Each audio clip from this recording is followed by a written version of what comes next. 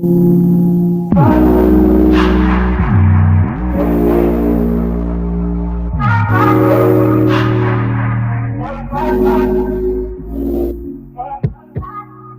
you so extra, but I know I'm the same. Love me in spite of my trauma. Give me what I need instead of the drama. Cause when it pop off, it's like, oh my, all good all day, but the night we be going so hard on the flip side. So tell me what we on a day, babe. I could keep that same energy. When you go low, I go low too. But you'd rather stay high, I know you. Can we stay high, babe? I'd rather be on that wave, tryna control our emotions. If we on the right side of passion, we could share love in the ocean. But if you wanna go insane either way, baby, we could go all night. We could do it all night. We could go all night, all night. Do we heal, do we bleed? I'ma follow your lead, but we could go all night. Now all of my calls go to voicemail. I block you so I don't raise hell. Should've talked through it in detail. Our separate ways ain't gon' end well, no. But when we get back, it's like, oh my, all bad all day, but the night get that good till we act right. So tell me what we on a day, babe. I could keep that same energy. When you go low, I go low too. You'd rather stay high, I know you. Can we stay high, babe? I'd rather be on that wave, tryna control our emotions. If we on the right side of passion, we could share love in the ocean. But if you wanna go insane either way, baby, we could go on. We could do it all night. We could go all night, all night. Do we heal, do we bleed? I'ma follow your lead. We could go all night. I've been calm, cool, collected, but you pushing on my nerves. And I know when your attention, I'm under pressure. Okay, I'm admitting that a couple things I said got acidic in the tone. In the presence, I get careless. Long as you know I come with imperfections. When you look at me, you see the soul through my flesh. You something special. Know you looking bomb, the way you dress it, gone, flex it, hold it still and let my mind digest. You got the leverage, you got the upper handle on the situation. You worthy of a million more of the storms that we weathered. We fight retreating this, but you trying to kill the cycle. When nobody's stressing that body like me, I know the way you like it. I treat you like a queen, run the castle, you a treasure. Feel like you setting fire to my desire for the pleasure. You a gem, got me blameless, make amends, no you can, I'm out here. Trying to control our emotions. If we on the right side of passion, we can share love in the ocean. But if you wanna go insane either way, baby, we could go all night. We could go all night. We could go all night. Do we heal, do we bleed? I'ma follow your lead, but we could go all night.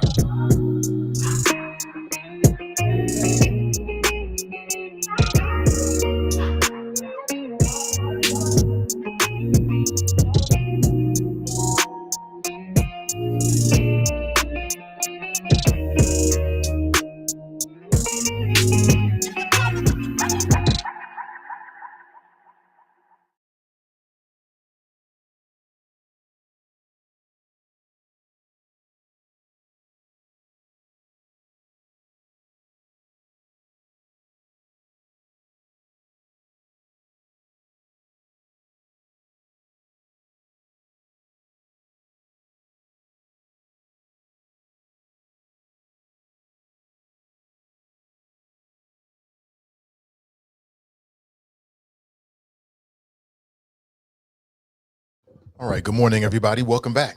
Thank you for being here. Lots to talk about today. Of course, today is the primary in Ohio, so make sure you get your vote in today. I'll be talking about some of the things that you can expect that'll be on the ballot if you haven't already voted. You know, early voting was going on for a short period here in the state of Ohio. Very big and very important and impactful elections. I think we learned that. But of course, I come prepared to talk about many things, my friends, as always. Hope you're doing well. It's a beautiful day in the city of Cincinnati. Now, my idea of a beautiful day means you wake up happy and healthy. I don't care what the weather is. It makes no difference. The fact that you can see it, you can experience it, you can enjoy it, Makes it a beautiful day. So it's great to be alive. Today's show is brought to you in part by our sponsor, our friends at the Mother's Day All You Can Eat Southern Swank Mother's Day Brunch that's coming up on Mother's Day, which is less than a week away. $50 for the registration. There is a link in today's description that will take you to an event page where you can read more about the details of what they are offering. This is going to be a special and very unique experience. And that's what life is all about, right? Experiences. Do something special for the mother in your life. And again, learn from your boy Nate. Life doesn't owe you a damn thing. Tomorrow is not promised. So love your mother, the mothers around you, the mother of your children, your mother-in-law, maybe your sister, maybe your auntie and them, or maybe just someone you're close with. This could be something very special for them. All you can eat Southern Swank. They got you covered in every way, including a live performance by Just Vince. The event takes place at the Above and Beyond Planning Event Center. It's from 11 a.m. Until 4 p.m. You can get tickets at Wingstop. Liz Rogers will be your chef. You know she's going to hook you up. She got you covered. Should be a really good time. In fact, it will be a good time. And thank me later. Thank me later. Do something special. Good morning to you. Hope you're all doing well. On today's show, I want to talk about numerous things. So we will definitely talk about the primary here in Ohio. I'll give you my thoughts on some of the candidates and the issues. We'll discuss that a bit. But I also want to talk about, me, I like to talk about people as well. And I don't know if you've seen this video. It has gone, as they say, viral. But I want to talk about it this morning. You can check it out. You can read a little bit of the caption right there. If you're following social media platforms, you probably come across it. But as we continue our conversation about people, men and women, standards in the new millennium, things are always changing as much as they stay the same. I want to have the conversation here with you. Yes, all these conversations about men and women, in particular, Black men and women, and how we date and mate and interrelate. And when I came across this, and really I came across this, so maybe it was last week, but I just had other things to discuss. But I want to talk about it with you here and now. And I want to get your thoughts about how this Black woman conducted herself. That's right. We back talking about the actions of Black women.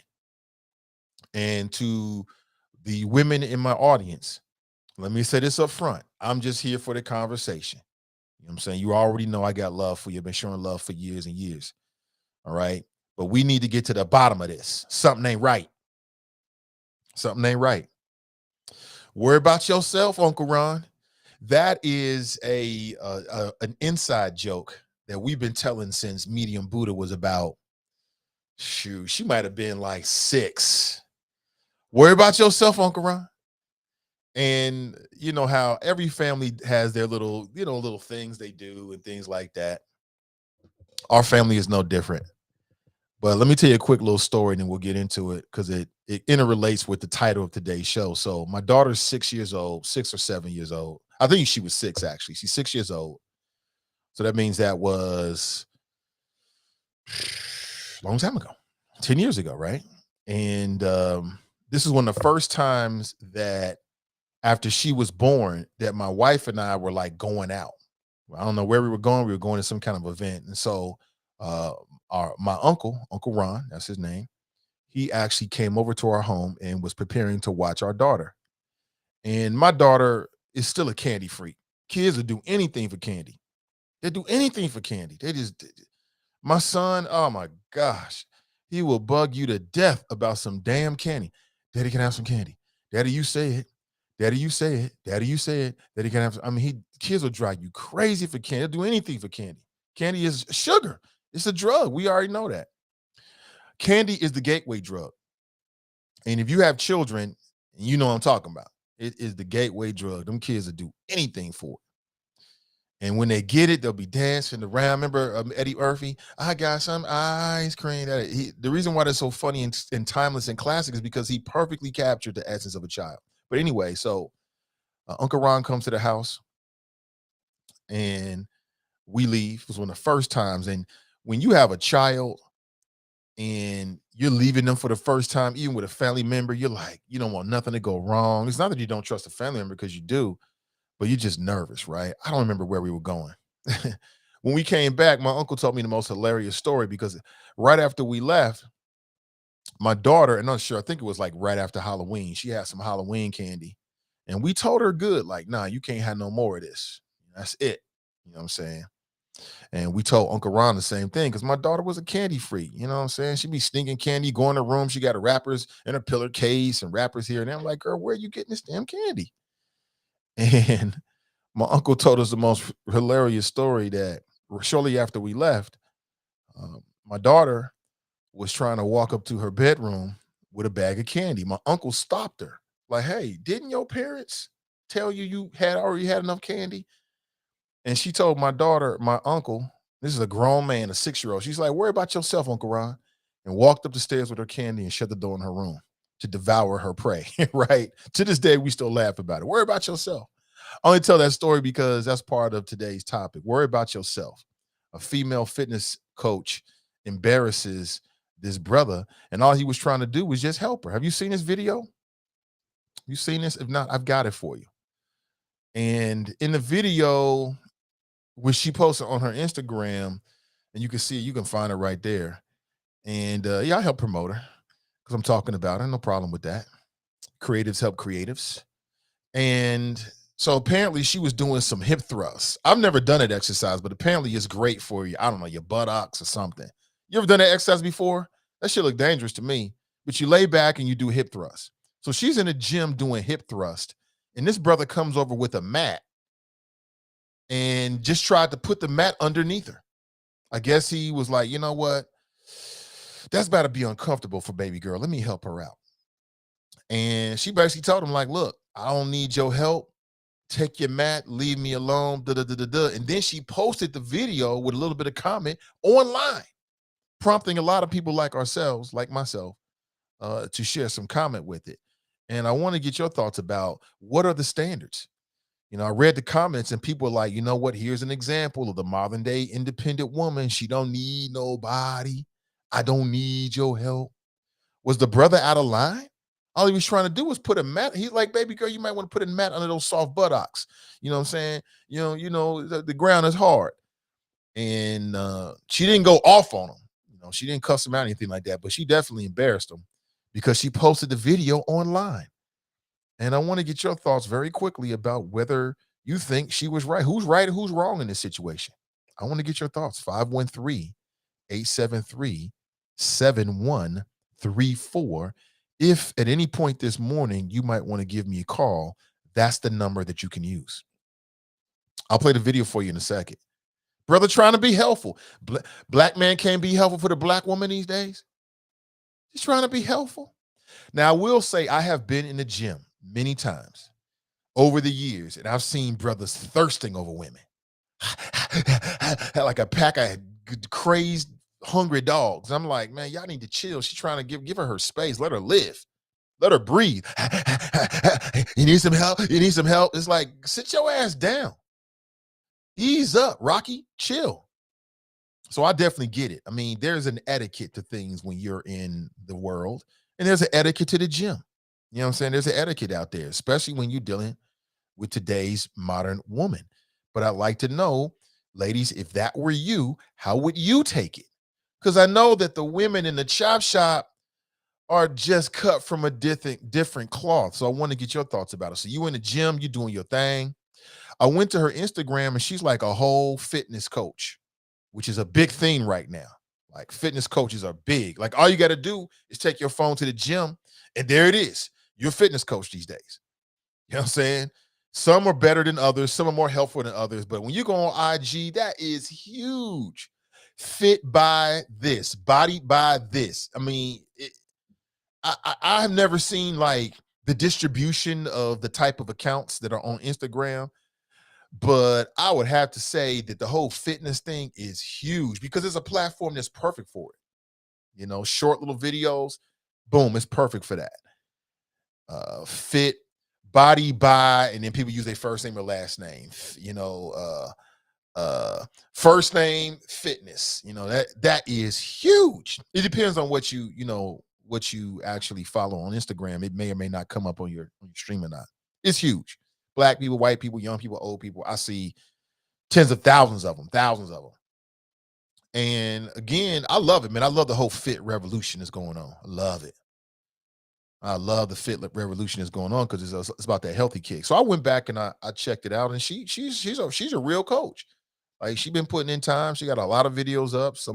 They look to be very helpful, all that kind of stuff. I'm not following her, but I'm sure a lot of people do. They might be getting something out of it. So she knows what she's doing. She knows what she's doing. And I think I can see fault on both sides. I think they both were wrong, but I want to know what you think first. All right. I want to know what you think first. That's what's the most important to me. You tell me what you think. Right. And then we can pick it up after that.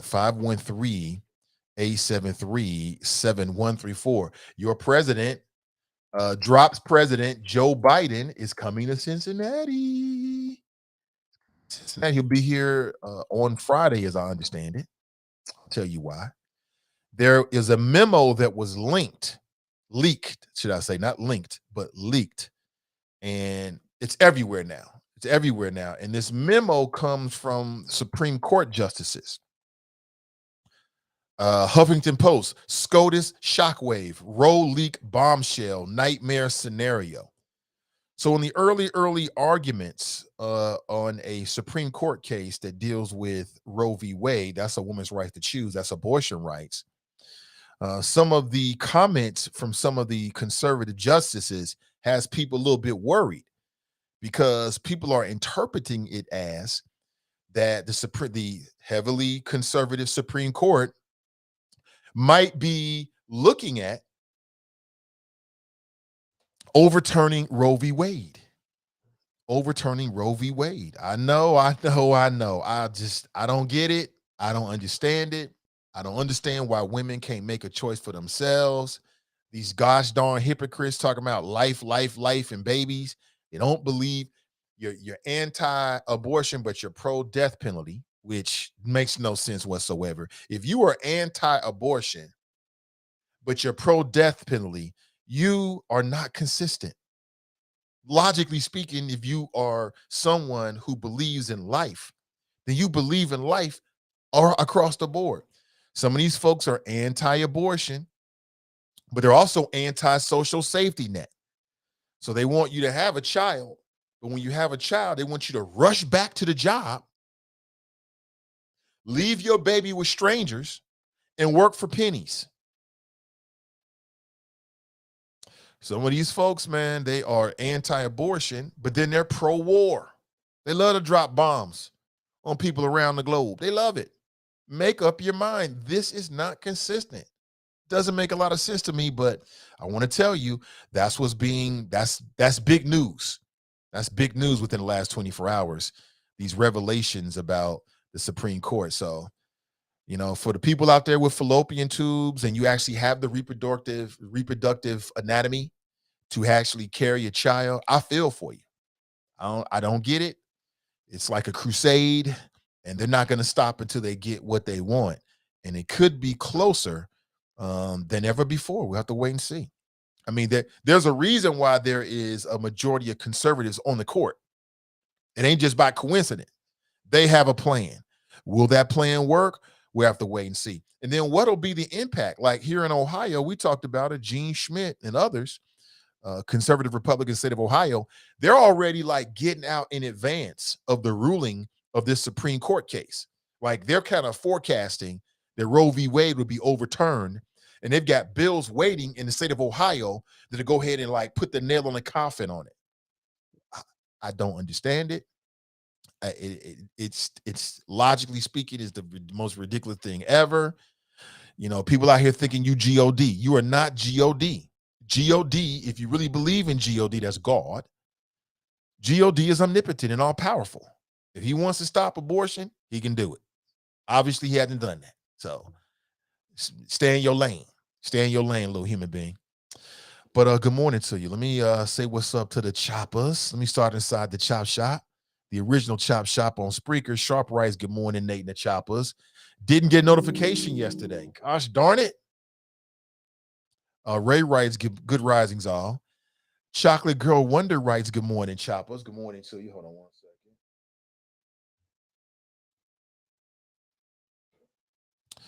second. Ray writes, come on, Tyrone. All you had to do was ask. Oh, all he had to do was ask, huh?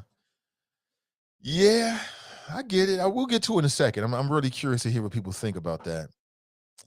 But that's just me, she writes. Ashley writes, good morning, Nathan and the Choppers. Is Brown versus Board of Education settled law? I thought it was. What did I miss? David's in the house. He writes, good morning, Nate and the Choppers. Daryl writes, good morning, Nate and the Hella Choppers. Roy writes, good morning, everyone. Renee, what's up, Renee? She writes, good morning, everyone. Good to see you. Joe's in the house. What up, Joe? Grand Rising Choppers. My daughter gave me this for, was it Father's Day this year? No, it's for Christmas. She gave me this for Christmas. So every time I wear it, I think about her. Greg writes, good morning, Nate the Choppers. Facebook user, that's my man, OJ, he writes, good morning, Nathan the Choppers, TWE. What? How did you break the Facebook code, OJ? Facebook user? How you do that? OJ's freaking anonymous on Facebook. How you do that?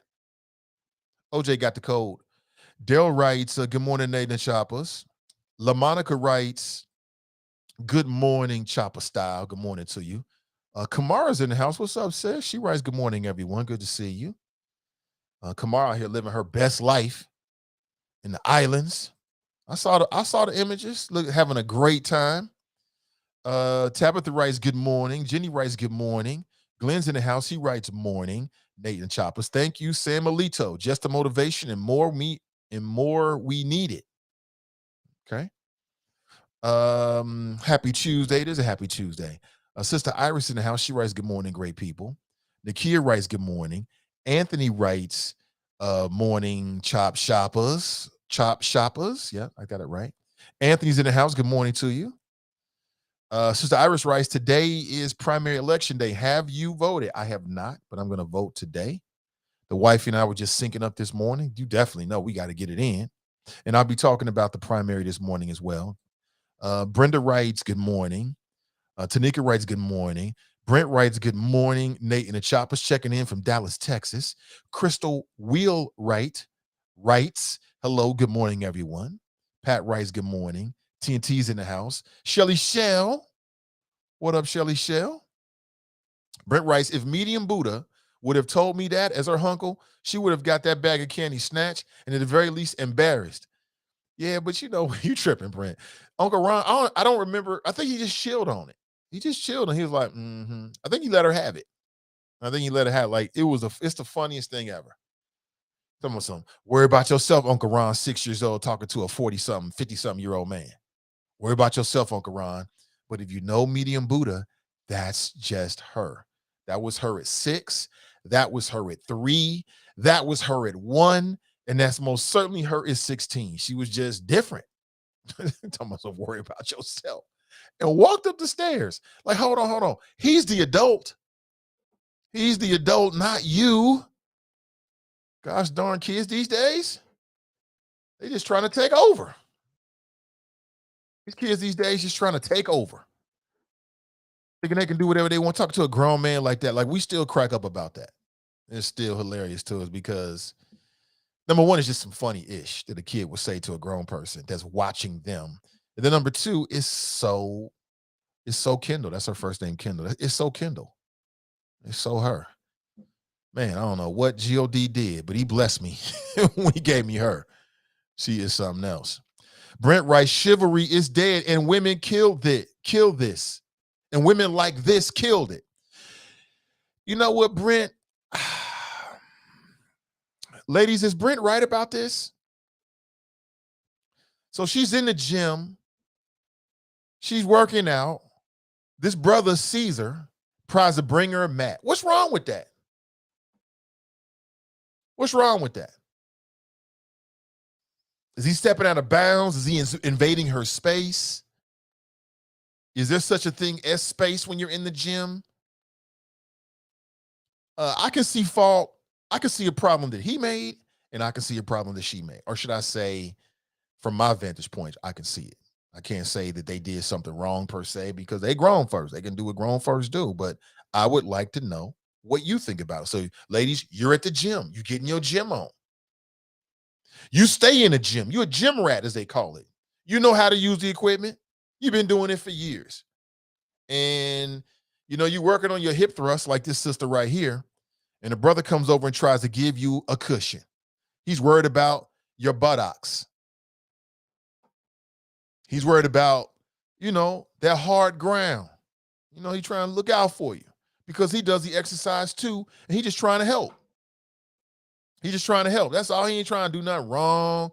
He ain't trying to, well, maybe he was trying to push up on her. I don't know.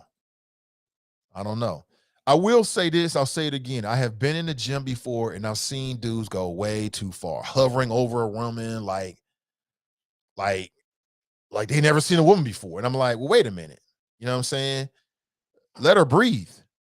Can you back the F up? Let's sit, breathe. Let her breathe. Some are saying that this is the kind of stuff that makes men not want to help women because you might be put on blast. Did she really have to put them on blast like that and put it all on social media and all this kind of stuff? Well, I want to get your thoughts about it. But first, I want to show you the video. Check this out. Check this out real quick. It's real quick.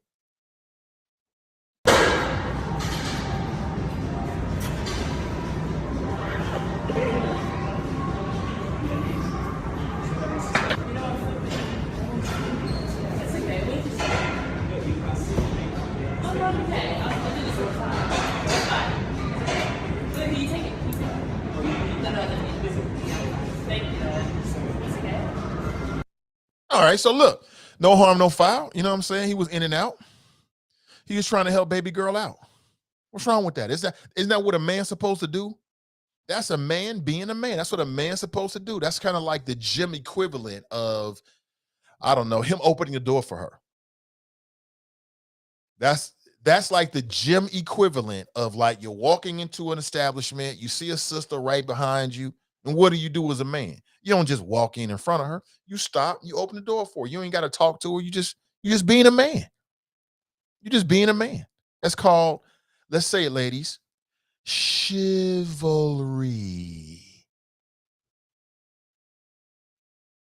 Let's say it again. Chivalry, right? That is the gym equivalent of chivalry. Came over just trying to help you out. You may not know this. She got offended.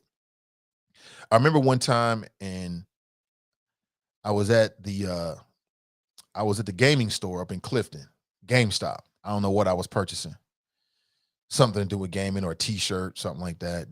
Medium Buddha likes those gaming t-shirts. Sometimes I go in there and just pop in and go to the sales rack and get her.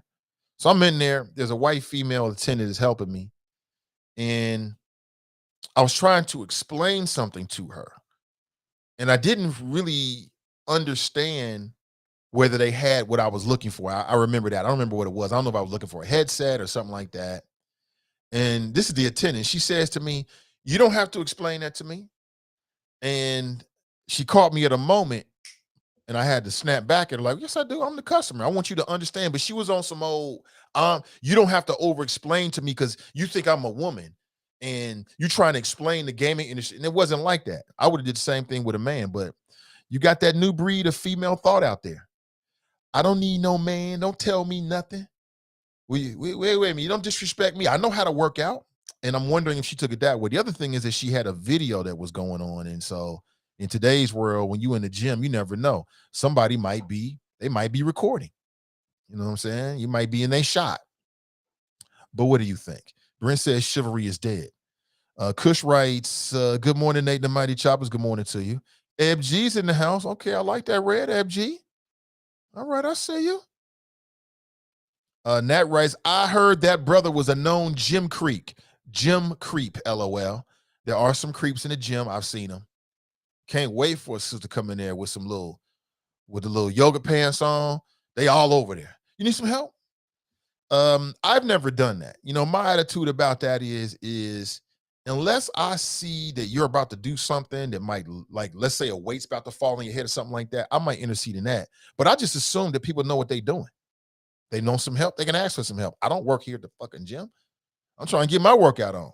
Go ask some people over there at the table. That's what their job is. That's my attitude about it. And I just assume that people know what they're doing. That's just me. And then plus, I never wanted to be a creep.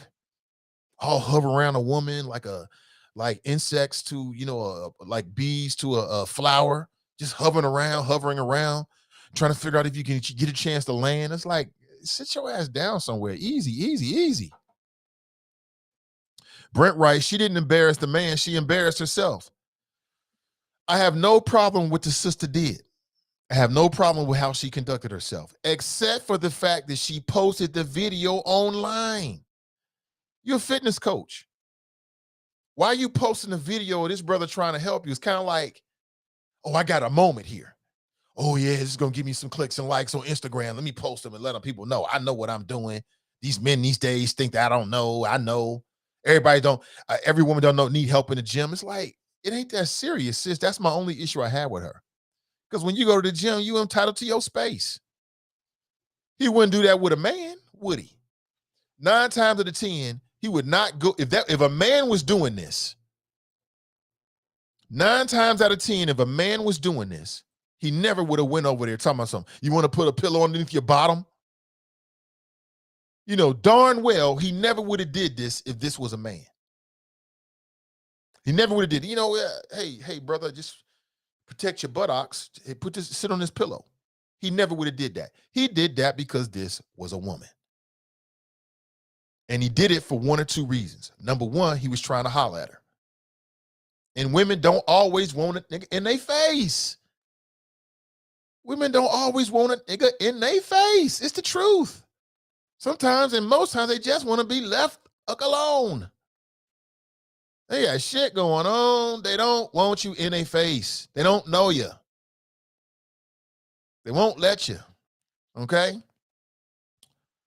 Or he thought that because she was a woman, that she didn't know how to work out. And that's where he was wrong. He should have just minded his own damn business. Go over there and get your workout in, man, and leave. That's what you do. Sean writes, wow, I guess you just can't be kind to everyone. Was he really being kind, though? Let me play both sides of this. Is he really being kind? Because like I said, Sean, you think he would have offered a pillow to a man? Hey, brother, looks like you're going to bruise your bottom. I want to help you out. Hell no, he never would have did that. He never would have did that. So was he really being kind, or was he trying to like slide in this way? Or did he think that because she's a woman, she don't know what she doing? I don't know. Shauna writes, don't bother people at the gym, ask first. Exactly, Shauna, I'm with you. Most women want to be left the hell alone. Chris writes, good morning. Most people want to be left alone, but women these days, and maybe every days, maybe it's always been this way, but women these days just want to be left alone. When they with their girls, they want to be left alone. When they in the gym, they want to be left alone. When they walking through the streets, they want to be left alone. Unless you're Idris. Now, if that was Idris Elba, well, sure, she would have lifted up. Yeah, go ahead. Thank you, Idris. Thank you. But you're not Idris Elba, Buster. Go sit your ass down somewhere. Sit down, Idris. Fake Idris. Hey, y'all know that's true. Daryl writes, first off, whatever she's doing isn't safe. That shit don't look safe at all, but people do that. That's like a legitimate like workout. I've never done that workout before because I just never done it before. No reason or anything like that. It's just not in my repertoire right now. Maybe I should start doing it, but it's like, I think it works on your buttocks and your hips and all that kind of shit. Yeah, people do it. You see, Kamika writes, I'm glad you brought up how men act at the gym because that's the issue. Worry about yourself. Kamiki, I got to be real with it. We talk about these things. I got to present both sides. I've seen a lot of gym creeps. Somebody used that word. That's a great word. You a damn creep. Leave her alone. Let's move on with your life. Worry about yourself, Uncle Ron. Darlene writes, good morning, Nate. No, helpful is saying, excuse me, but if you use this mat, it would be better for your workout. You can't just start shoving a mat under somebody. I'm with you there 100%. You're just going to walk over there. And like I said, for my brothers out there who might be like, well, damn, you just being nice. Imagine this was a man. He never would have did that. Because a man would have been like, what the, why are you worried about my ass? Why are you worried about my buttocks? That's what a man would have did. If I was doing a workout like this and a man came over like that, I'd be like, the fuck is this? Nigga, you get your ass away from me. You better get away from me. What the hell? Worried about what my buttocks is doing. Don't worry about it. Tabitha writes, I would have just said thanks. Well, see, Tabitha's so nice. She's so nice. Daryl writes, she's a fitness coach. Well, yeah, she's a fitness coach. I went to her Instagram. She's a real live whole fitness coach. Got lots of videos. Looks like she knows. See, man, there's women out there that know how to work out better than some men because they do it every day. Man, there's women out there pressing, squatting. You know what I'm saying? You know, the sweet, demure woman profile, that's just in the past. You got some of these women out here, even in this city, they got this CrossFit Cincinnati. Man, listen, they bit out here like She-Hulk. They stronger than some of the men out here. They'll pick you up. They'll bench press you. They know what they're doing because they do it. All in her personal space. I agree. All in her personal space. I agree with it. Just, come on, I'm in the gym. I'm not in the mood for all of this. I get it. Cass writes, hey, Choppers in there. Hey, what's up, Cass? Mika writes, good morning, Choppers. TNT writes, I'm not having a suck attack over a gesture. Just don't be creepy like John from New Jersey. Have a nice day. Shaba writes, what if it was Ron Isley in Speedos, ladies? TNT, let me go back. You are so funny. I can see John doing this. I can see John doing this. I can see John doing this all day. You might want to put this under your buttocks. That ground looks pretty hard. Just want to help you out. Have a nice day, right? That's John. That's hilarious. That creepy ass John, man. That's my boy, though. John is cute, good people. You see, Daryl writes, me and the wifey are on our way to vote before her surgery. That's right, man. Whew, you definitely in my prayers. You and your family, Daryl. Definitely, most deaf. I want everything good to come out of that, for sure. So y'all voting before the surgery? I loves it. Where my people's at? Lemmy writes, good morning. Crystal writes, I just fired a man who's totally unprofessional, flirting, and he's a married man. Like, why couldn't he just work and shut up? He worked for me 2 days and I was done. When I walked outside of my porch, his tongue fell out of his mouth. Is that right? Well, that's flattery, right? His tongue fell out of his mouth. Damn, what was you looking like that day, Crystal? Jared writes, women's rights are seriously under attack. The Supreme Court and these Republicans will not stop there. No, Jared, they will not. If you're just tapping in, some big news on a national level is that there's a case that the Supreme Court is set to hear argument on, and a memo of some of their preliminary thoughts came out, and is being interpreted as these justices are leaning toward deciding in a way that would threaten Roe v. Wade. I think I've said that right. And Roe v. Wade, right, of course, is a Supreme Court landmark case that gives women the right to choose, which I go to war for it. I go to war for a woman's right to choose. That's the way it should be. Leave the decisions like that, those very intimate, very personal decisions, leave those decisions in the hands of the women that's going to be most affected by it. That's what should happen. Anything less than that is uncivilized, 100%. Good morning to you. People putting prayers up for Daryl's wife. Absolutely. Definitely in my prayers. Absolutely. TNT writes, it's over. The aftermath of Trump. Sheila writes, good morning, Nate and the Choppers. Good morning to you. Daryl writes, as my trainer told me, some people train for aesthetics and others for all about conditioning. There's a difference. I can understand that. Yeah. For me, it's about conditioning. I mean, if you train for conditioning, the aesthetics will follow. Simple as that. More prayers up for Daryl's wife. Yeah, prayers up for Daryl's wife. I mean, she's dealing with the big C, and I don't know the details about exactly what they're doing with the surgery today, but yeah, definitely, brother, you and your family will be in my thoughts today, all day long, for sure. No doubt about that. Brent writes, and those hypocritical so-called conservatives will take their pregnant teenage daughter overseas on a holiday to get things taken care of. Nothing but hypocrites. Shelly Shell writes, now let that weight fall on her. She'll be looking for help without a doubt or a question having to be asked.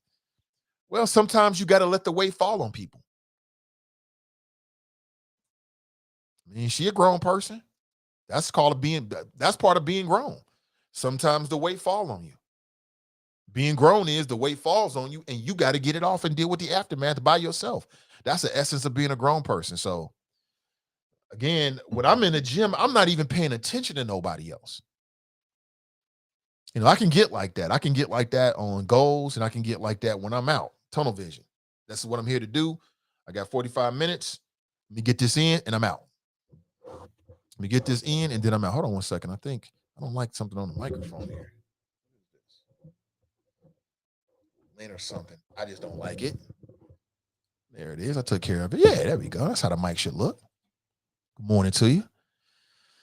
Mika is sending prayers to Daryl and his family. So is Brenda. Absolutely. So is Greg. Daryl Erkins is sending to Daryl Carpenter. So why can't we overturn the laws that are setting us up for failure? Oh, so Tabitha, you think that the current abortion laws are setting up people for failure? That's interesting. Daryl writes, this is bigger than Roe v. Wade, Nate. Is it? Okay. Eloise is in the house. Eloise. Good morning, Eloise. Dante writes, I'm against abortion and the death penalty. You don't have a right to murder anyone. Okay. Well, what I'll say, Dante, is at least you're consistent. At least you're consistent, because some of these folks who are anti-abortion are not consistent. I can respect that position. I have the opposite opinion in terms of abortion. I'm dead set against the death penalty, 100%. I don't even care if you're talking about somebody that commits the most heinous crime against children or whatever, and then they confess to it and they got videotape of it. Even when they know that they are definitely the person that did it, I'm still against the death penalty, because there's so many people out there who I believe who have been put to death by the state. And that's the responsibility of the state in which the crime was committed to carry out the death penalty. And they didn't even do it. Matter of fact, I say this all the time, but it happened again this morning. This morning, I wake up and I find a news story about a Florida man who was in prison for 32 years and his conviction was just overturned. 32 years. And now he may have to return to prison because it's got caught up in the courts. But by all accounts, it looks like the man has been innocent. 32 years, that's a lifetime. Tupac didn't leave to leave 32. How old was Tupac? What was he, 24, 26, either one of those? Tupac didn't even see 32. 32 years as a human being is a lifetime. This man spent a lifetime behind prison. And at least once per month, family, we see a story like this. So when a justice system is so broken, we should never, and in my opinion, Black people should never support the death penalty, ever. Never, ever. And does that mean that some guilty people will be spared the death penalty? Yes, because the greater concern is that an innocent person is spared the death penalty. So if that means they spend the rest of their life in jail to make sure that an innocent man or woman does not go to the gallows or go to the death penalty, I'm all good with it. That's a better society right there. But you're going to put guilty people to death and innocent people to death? That's a corrupt, morally bankrupt system. I'm not with it. And people say, well, Nate, what if somebody did something to your daughter? That's different. If somebody do something to my daughter or my kids, then I want to catch you. I'm going to try to catch you slipping. I get that. But I still hope that in a situation like that I could still hold true to my convictions. I don't know. I hope so. Let me see. Kamika writes, the U.S. government has officially classified Brittany Griner as wrongfully detained in Russia. Is that right? Thank you for the update, Kamika. I appreciate it. Brittany Griner, she's the WNBA. I think she's one of the better players in the WNBA. I think she was traveling with the team and they found some kind of substance on her in her possession, and they used that as a rationale to detain her. So I'll keep my eyes on it. Thank you. More prayers up for Daryl and his family. Absolutely, I'm with it. More prayers up. Cass writes, what issue do they have with women's bodies? It's almost like we're just a science experiment to be tinkered with as they please. When you say as they, oh, you talking about, yeah. You know, Cass, I think what it is, it goes back to the Bible. It goes back to people's religious beliefs. That's what I think. These are social, religious, conservatives viewpoint that's leading this. And they are just against the idea of little babies or unborn children being murdered, in their opinion. Like some people say that that's murder. And it's not murder because murder is a legal definition when you go through the courts. But they feel like, it's a homicide. That's a better way of putting it. You know what I'm saying? And they feel compelled to do God's work. That's what they feel. They feel righteously compelled to do God's work. And they look at abortion as an anathema, as a sin that's being perpetrated. And it's an affront to God and their religious beliefs. That's what I think it is. And, they're not thinking like, oh, it's a woman's body. They're thinking God don't like this. And God has empowered us to fight his war for him, this crusade on planet Earth. That's what I think they believe. So it's like a religious thing. And some religious folks are some of the biggest hypocrites out there. I say some, because some folks are righteous to their word. They try to walk they try to walk that walk. And some religious folks are some of the biggest hypocrites, some of the biggest devils you've ever seen in your entire life, sitting right in the church every Sunday. Devils. That's what it is. Daryl writes, LGBTQIA rights, voting rights, Loving versus Virginia, contraception, etc. Stare decisis. What does stare decisis mean? I can't remember. Brent writes, there is no such thing as settled law when Supreme Court can change their mind based upon the makeup of the court. Correct. I think you're correct on that. Tracy writes, good morning. America is here at the polls today. Is that right? Here in Ohio, huh? Is that right? Okay. Look at us getting some of that national love. Cool. Let's talk about the primary election today. And this audience is a little bit different than your average, Ohio-based, audience. You got a lot of big decisions to make on the Democrat side and Republican side. And as it works is, if you're a registered Democrat, then you can vote in the Democrat primary. And if you're a registered Republican, then you can vote in the Republican primary.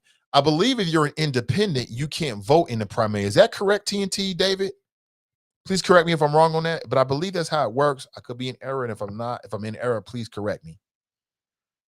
So 7 Republicans are facing off to replace Senator Rob Portman. You got everybody from J.D. Vance, who is backed by Trump, Josh Mandel, Mike Gibbons, Jane Timken, Matt Dolan, and Mark Pukita. Those are for my Republican listeners out there. I got a few. I got a handful. The winner will take on one of 3 candidates seeking the Democratic nomination. We're talking about Ohio U.S. Senate. And you've got Tracy Johnson. You've got Ohio U.S. State Rep Tim Ryan and attorney Morgan Harper. We got a chance to talk with Morgan Harper. And so the way it works is you vote for the Democrat that you want to go to the general election in November. So one of those three people. Now, as I understand it, Tim Ryan has been blessed by the Democrat Party. He's their candidate. So we'll have to wait and see. We'll have to wait and see. Ohioans are also picking candidates for governor. In the Republican candidate, a Republican side of things, a Republican primary, you got Jim Renacci, who is a creep to me, Canal Winchester, Joe Blystone, which he's a very colorful character. I was on the Norwood Lateral traveling toward Hyde Park, right? Traveling towards 71 is a better putting it. And on the left-hand side there's like an ad, a board, an outdoor billboard with a sign. They must be favorable to him, whoever owns that space, for Joe Blystone. He's got the big hat and the whole 9 yards. And then State Representative Ron Hood. Now, the problem with that is that Mike DeWine is the incumbent. He's the current governor. But he's facing off against these Republican challengers. I don't think that any of them are going to be able to displace him, even though over his term, he's been a lot of turmoil. Me personally, I feel like Mike DeWine has no spine. He's spineless. Whatever the prevailing wind is, that's the way he's going to go. On the Democrat side, things get a little bit more interesting, where you've got former Cincinnati Mayor John Cranley. And so let's talk about this for a second. In your opinion, is it John Cranley or is it former mayor of Dayton, Nan Whaley? One of them is going to be the Democrat that's going to go forward, and that person will be the Democrat challenger, probably against Mike DeWine. So as I've been saying, you could have John Cranley versus Mike DeWine, or it could be Nan Whaley. Which way do you go?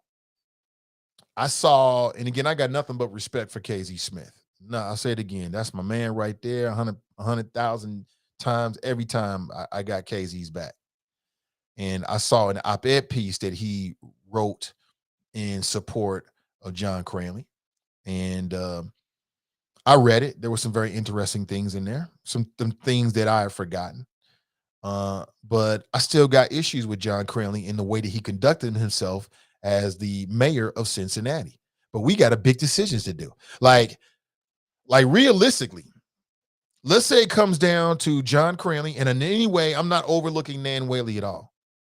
But let's say John Cranley wins the Democrat nomination for Ohio governor. We got a big decision to make, because it could be John Cranley or Mike DeWine. And I'll be honest with you, as much as I have issues with the way that John Cranley conducted himself as the mayor of Cincinnati, the thought of 4 more years of Mike DeWine is a problem for me. That would be a real interesting decision for me. Very interesting, because I just felt like John Cranley left a lot to be desired as the mayor of Cincinnati. This is just me. And now you want to be governor, but you don't always get a chance to choose who your candidate is. And sometimes people don't like it when you say this, but sometimes, and more times than not, voting these elections comes down to voting the lesser of two evils. It just is what it is. I know that's so cliche. People don't like hearing that. We should have better choices. I'm with you on that, but you get what you get. So real quick, what do you think about John Cranley versus Nan Whaley? Which way are you going? You're Cincinnatians. Many of you are Cincinnatians. So you have a very unique viewpoint in which to judge John Cranley, because he was the mayor of your city for 8 years. We know him. We know what he's all about. We know what he is and what he is not. We know. Before that, he spent many years on city council. So people in the city of Cincinnati, they know John Cranley. They know what he's going to do. They know what he is. They know what he's not. What do you do? And if John Cranley wins the Democrat nomination and he goes up against Mike DeWine, what do you do? What do you do? When John Cranley was in Ohio, the mayor, you had people inside the Democrat Party that was calling him a Republican. So if John Cranley wins the nomination, you could have a big Republican, capital R, and a Republican light with a D in front of his name. That's what people were saying. Like, I would say behind closed doors, but it wasn't so much behind closed doors. That was like the word. Yeah, he's really Republican. That was like a running joke about him. So I don't know. And then we can't forget the way John Cranley treated black leadership. I'm supposed to forget all of that?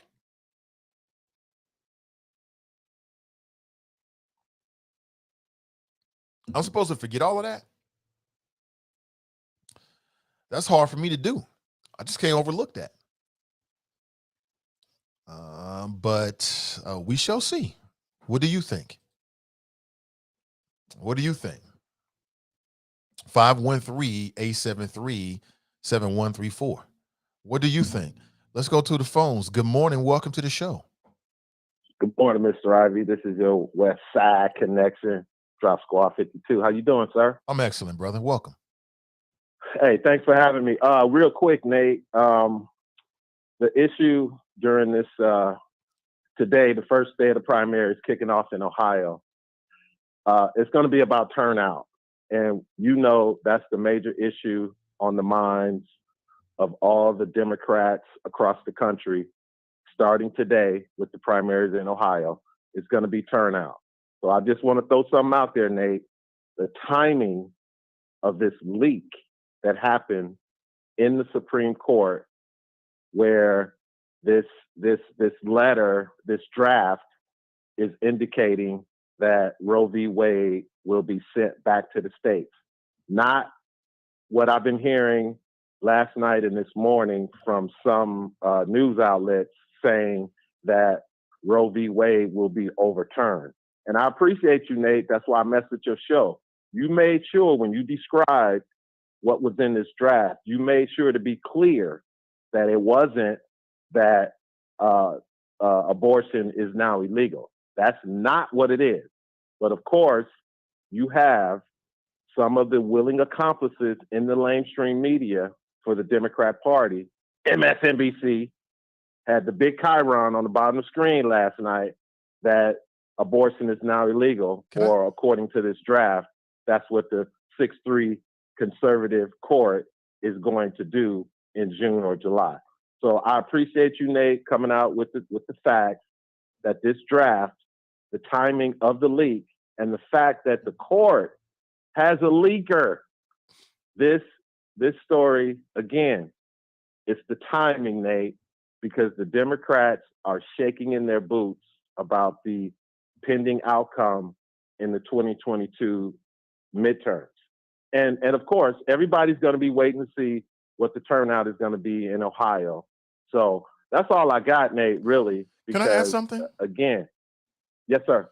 Yeah, you've been saying this for years. You say that the mainstream media is the willing accomplice of the desperate Democrats. You love to say that, like, and you love to make this point that the media is in the bag, in the pocket of the Democrat Party, right? You've been making that point for years, but I've never heard you talk about the other side of that, brother. And all this information out there. There's all this information out there about how Sean Hannity was literally like fake on the payroll. Text messages talking about, hey, tell me what to say on my show. Calling up the White House chief of staff. Hey, during January 6th after the election, hey, what do I need to do? Tell me what to say. What state should I target? And I ain't heard you say shit about that. Well, first of all, the reason that I don't say anything about it is because you, other members of the media, do it all the time. They always point out the conservative media, but they never point out the liberal media. So that's all I'm doing, Nate. I'm pointing out the liberal media, also known as the lamestream media, the willing accomplices of the Democrat Party. But can you admit, brother, sir? Can you admit, brother, that There are elements, very powerful elements of our media, like Fox News. They have a huge audience still to this day. Number one Is in cable news, Nate.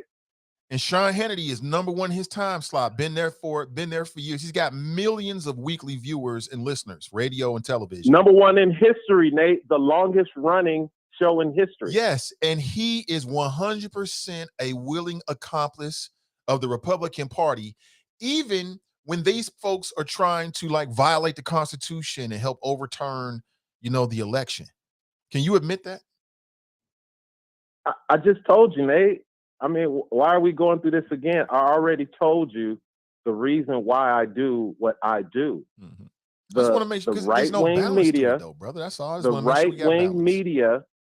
But Mr. Ivey, I mean, I can't do anything about you not liking my answer. But I try to be as thoughtful when I present my answers to your question. Brother, it's not that I don't like your answer. I accept your answer, but your answer and your comments are often incomplete.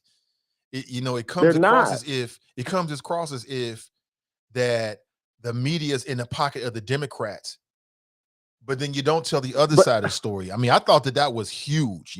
Sean Hannity literally turned his show over to the Trump administration and said, basically, you program the show. You tell me what to say. You don't So Nate, there's no better example of being in the pocket of a particular party than what's been happening with Trump and Sean Hannity. Okay. So Nate, again, like I said, everything you just said about Hannity and Fox News and their association with the first gangster president, all that's true. It's all been pointed out. It's all been documented. But you forget that article that Molly Ball, works for the New York Times, wrote in Time magazine about the 2020 election. Molly Ball. And how all the media, corporate America, all formed Voltron to ensure that the American people made sure the American people did what they were supposed to do by getting rid of the first gangster president. So here's my last example, Nate. Do you remember last summer when President Biden invited Al Sharpton, National Action Network, Rainbow Coalition? He invited all these media personalities in the Black media realm to the White House. Al Sharpton talked about it. They talked about, the president invited us to the White House. Al Sharpton has a show. He has a radio show and a television show. So again, Nate, like I said, Big brother drop. Surely you're not going to insult our intelligence and try to pass that off as if that's the same as Sean Hannity, number one for years. You talk about Molly Ball. Molly Ball is a non-fucking factor. She ain't no factor. But Sean Hannity is a factor. It's the article, Mr. Ivey. Sean Hannity is a factor. I know you're not going to compare. It's what she wrote about in the article, you tell me I'm wrong, sir? I know you're not trying to compare. I'm not telling you you're wrong. Yes, you are. I'm telling you you're not putting it in the proper context. Can I get it out first? Can you allow me to get it out? I know you're not trying to compare what is routine for administrations to invite people into the media, even Black media, specifically to the White House, to what Sean Hannity was doing for Trump. I know you ain't trying to compare the two.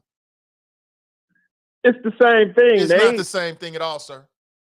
You described Sean Hannity's cozy relationship with a Republican president. And I just described the cozy relationship that Black radio hosts and TV show hosts have with Democrat presidents. It's not an argument, Nate. I'm not trying to say that what you mentioned about Hannity and Trump's relationship is not true. All I'm telling you, Nate, is to answer your original question. Your original question was, why don't I mention Hannity and his relationship with Trump when I say the mainstream media? It's because I don't have to. Right. It's mentioned on a regular basis, especially on sorry-ass CNN.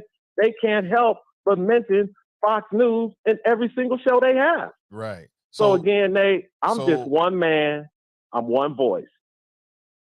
So I'm just saying, sir, I mean, just so we understand it, you think that Sean Hannity sending text messages to the White House Chief of Staff before and after January 6th, saying, in effect, you tell me what to say on my show, is the same as Biden inviting black media to a roundtable conversation at the White House. That's what you're telling me, sir? Yes, Nate. Oh, that's ridiculous, man. Absolutely Well, ridiculous. that's your opinion. I'm glad I just, took the time to point this Mr. out Ivey, because that's absurd. But see, Mr. Ivey, I don't, again, I appreciate your show. I like you because you give me opportunity to come on and speak. Oh, Okay. always will. The show has evolved over the 4 plus years. 4 years since April of 2018, since Yes. I've been part of your show. Yes, it has. And all I'm telling you, Nate, again, is the timing of this Supreme Court leak, which is unbelievable. And we'll have to wait and see if this leaker will ever be exposed. But the timing of it, Nate, that's all I'm saying, sir. It's the timing on the eve of the nation's first primaries that are going to be going on all summer. And everybody knows that the condition of the Democrat Party and their representatives and the constituents who put these people in office in 2020, they're not happy.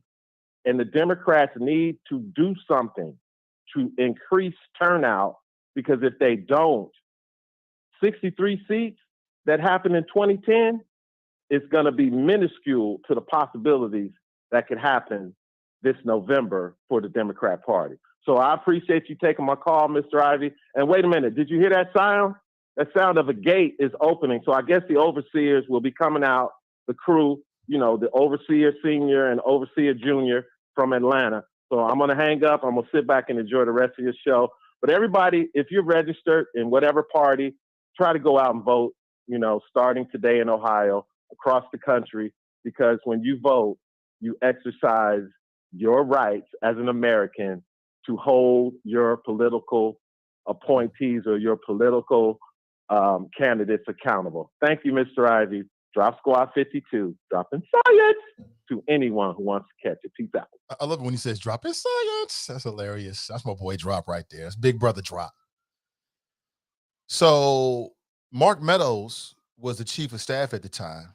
Sean Hannity reached out to Mark Meadows, chief of staff of Donald Trump. This was before this was before the election. And if you remember, Trump had spent many, many months before that election setting the groundwork for his lies. Oh, the only way they're going to win is if they steal it, because he knew he was going to lose. And he wanted to set the table to do whatever afterward. And Sean Hannity, who is not a journalist, he's a propagandist. He's a television talker. He's not a journalist. He doesn't abide by journalistic principles or integrity. He sends Mark Meadows a text message saying, basically, what should I be talking about? I'm looking at an excerpt now. Mark Meadows responds, stress every vote matters. Get out and vote on radio. Sean Hannity responds, yes, sir. On it. Any place in particular we need to push? Meadows responds, Pennsylvania, North Carolina, Arizona, Nevada. Hannity responds, got it everywhere. But yet you want to talk about the lamestream media in the pocket for the Democrats? Negro, please. This man said, yes, sir, on it. Yes, sir. Get out of here, man. Please stop it. Stop it. Molly Ball, I know who that is only because I do this. Molly Ball, she's a non-fucking factor. She don't compare in terms of her impact in the media to no Sean Hannity. So come on, bro. If you're going to do this, do it right. Tell both sides of it. But let me go to the phones. Good morning. Welcome to the show. Good morning, Nate. What's up, man? What up, Daryl? Good morning. I know why you laughing, man. I mean, again, the brother can't help himself. He is so washed with white supremacy. I mean, he's addicted to white supremacy. He can't even help himself. But one day, Drop, can you stop using the antebellum language to refer to me or Glenn? Overseer. What is it? What's overseer plantation. What is it with him? His brain has been dipped and scrubbed in white supremacist, white nationalist ideology. He cannot help himself. He's addicted. Hey, Drop, I'll support you, man. If you take the first step, call in, take the first step, and we can send you to something like AA, but for white nationalist sympathizers, and we can send you there so you can get cleansed and reprogrammed so you can come back to your correct mental faculties, because you're talking nonsense, always gaslighting. And I believe at first I was like, this is a shtick, but I think he believes his own stuff, man. He's smoking his own stash. He getting high off his own so, supply. Bro, yeah, he needs an intervention, man. I think we need to do an intervention on Drop. So, what was that movie back in the day? I'm offering the something squad. What does they do? The brother was dipped in white supremacy. It was the Drop Squad. It was the Drop Squad. That was the name of the movie. I didn't see that one. Yeah, it was a brother, man, like Drop, and then they had to kidnap him and then wash his brain and reprogram him with the facts. It's called Drop Squad. Do with Drop. Maybe that's why he calls himself Drop. That's why he calls himself Drop Squad. Yeah. Drop is a funny dude, man. He is hilarious. He is hilarious. I saw him creeping up I went to some Twitter spaces, and there was two. One was on that FBA stuff, and they had one brother in a room that I go to, and they was asking him like, "Well, how would you support the Office of Reparations or something?" They have no clue what they're doing. They all in Tariq Nasheed, and they so lost. It's so funny. They don't even know how the monetary system works. So I dipped out of that, but I went in this one space where there was sisters in there, and there was a few white women, and one sister went off, man. She was like, "Look," the white lady was like, "Oh, we need to come together, blah blah blah. This issue, and it's gonna affect." Her sister was like, she wasn't having it. She was like, "I ain't on y'all BS." She was like, "Y'all the ones." Yeah, I'm like, "Y'all need to go talk to y'all family members and your girlfriends. Y'all the ones that put Trump in the office, and y'all the white. You're 50-something, 52, 53% of y'all voted for Trump last election, and y'all coming to us? F that." And she was going off. So it was heated last night, to say the least. And I would imagine most women of color and Black women specifically are kind of beside themselves today. But talking about, I just said it was bigger than Roe v. Wade. That is a big issue, but it's going to overturn, gay rights, including gay marriage. It's going to overturn. You might. If they go through with Alito's opinion and then Drop is saying, "Oh, the Democrats released it," and I heard quite the opposite from Joe Scarborough this morning. He was saying that it could have been released by Alito or one of the conservative justices' clerks, because what they want to do is make it hard for somebody like Kavanaugh. They don't know which ones, but maybe Kavanaugh and Coney Barrett to kind of water down Alito's opinion. They might want to track more to the middle. Instead of 6 weeks, make it 16 weeks. So Drop, ain't nobody buying what you're saying, bro. That was a draft. That was a draft by Alito, and it sets up, as I mentioned, sorry decisis, where we had where judicial precedents, and the reason why that's important, because that sets the table for voting rights. And that's what they're using. They're using the Shelby v. Holder decision and applying it to Roe v. Wade. And what they're going to do is eliminate not just voting rights. Hell, if somebody mentioned Brown v. Board of Education, yes, they could do that because that was all decided under stare decisis. And so that's what they're doing. They're challenging precedent that was already settled by judicial decisions. And they're saying, well, no, we're going to find a way to overrule that. So they could dial all of this back, man. I mean, I mentioned that affects Black people immediately. And then the other thing Drop failed to mention is if they go ahead and this, in his opinion, it's a draft of an opinion, and they hold firm to this opinion, then that sets off, as most of the attorneys I was listening to earlier today, that sets off triggers in other states where, oh, they have these laws, but if the federal government overrules it, then they trigger their own abortion laws in those states. And so then, if you didn't see it, there was an article out the past couple of days that that says the push is for federal, just having a federal mandate on outlawing abortion. That's the goal. So these folks ain't playing. They've been showing their cards the whole time. They want to eradicate us. I don't care what anybody says. They say, well, Daryl, you're using hyperbole. That's a little extreme. No, it's not extreme. That's real. That's where they are. That's where you got to understand how they think. And I recommend, if you have some time, go into, I think it's Amazon. I don't know.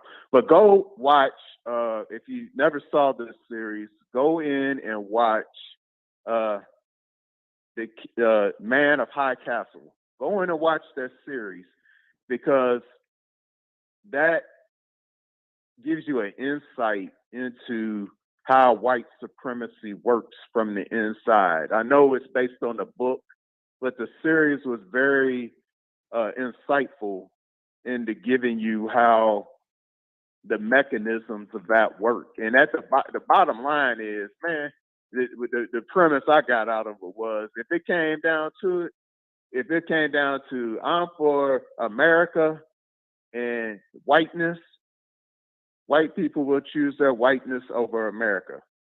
That's the bottom line. So that's all I got to say, Nate. I'm glad you took my call, but Drop. Nate, is it okay to cuss a little? Go right ahead, brother. Okay. I'm going to bust your ass every time, bro. You come with bullshit, I'm going to bust your ass. So, yeah, I see you lurking on Twitter, and the spaces being all quiet, because he don't show that bravado that he shows here. You ain't saying nothing. You trying to listen and dip in and dip out. Bruh, you know your game is weak. You got checked by Black Republicans by using that overseer language, using that antebellum language. You Really? got checked. You got checked by some Black Republicans? Really? I got, bruh. You know what I'm gonna do? I'm gonna send you the text. I still got it in my mentions. I'm gonna send you the text of somebody that checked him on that, and they on his side, and they checked him. It's like, yeah, you bring up a good point. Yeah, why do you bring up antebellum language? Oh, and for your partner out there, what's his name? Operative. Y'all call me Black. What Black is Russia? Black. Yeah, the Black Czar or whatever he calls him. So, bruh, you too. You part of that too.